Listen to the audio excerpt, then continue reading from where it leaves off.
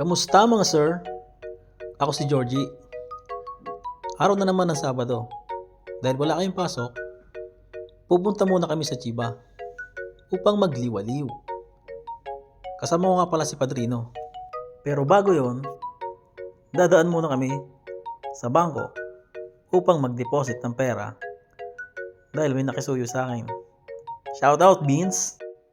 Malapit lang pala yung bangko dito sa stasyon ng tren.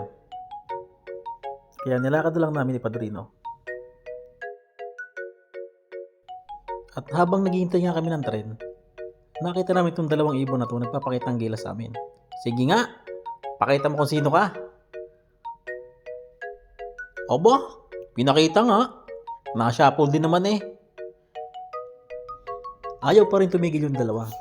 Kaya hinayaan na lang namin. Bye-bye. Nakakapagod maglakad. Kaya inabot na rin kami ng gutom. Kaya ito na. Nag-ramen muna. Karagi at potato fries. Hanggang sa muli. Peace out.